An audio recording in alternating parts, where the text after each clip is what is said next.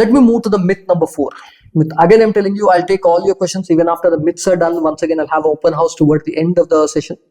Let me kind of go to myth number 4. Fourth myth that people have is many of you. I've seen students across the last 14 years. I've trained hundreds of students. I've helped 500 plus people make it to IIMs and other top B schools. What I found is they always come to me with the feeling that, sir, this is a question. I'm planning this answer. I'm memorizing this answer and give it. Now that is the worst way to prepare for an interview. Hey, there's a difference between an interview and Viva. How many of you know what is a Viva?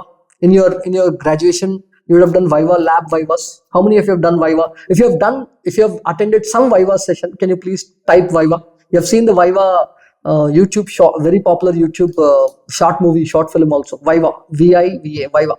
Can you all type Viva if you know Viva? What is Viva? Can you all type if you know what is Viva? I'm just looking at your chat. Yeah. Yes. Oral questions asked by board external exam. Absolutely. You're right, Srilekha. Yes, Pratisha says Viva. Yes. So please understand there's a huge difference between Viva and an interview. A Viva, they are basically, it's very much like an exam, but oral exam. Right?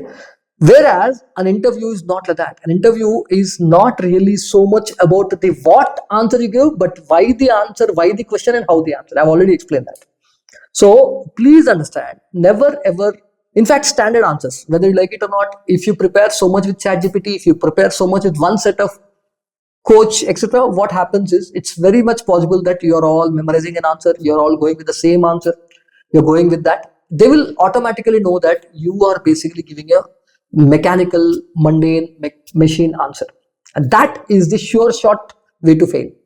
Trust me, you have an authentic answer, humane answer, not a perfect answer, but a human answer. A humane but not perfect answer will win always over a perfect but rote answer, perfect but mechanical answer.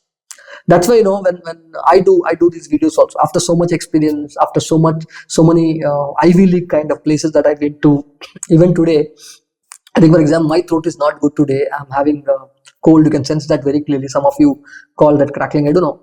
I think when I do sessions also, when I do videos also, I'm not aiming to be perfect. I don't aim to be perfect even now.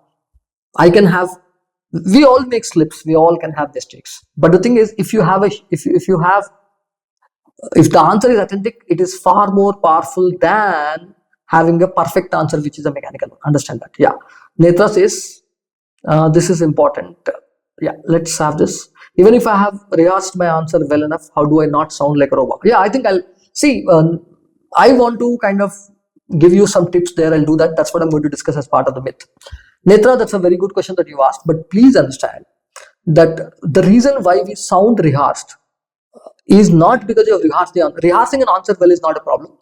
But when the question is asked, when you present the answer, you should not come out as a mechanical answer.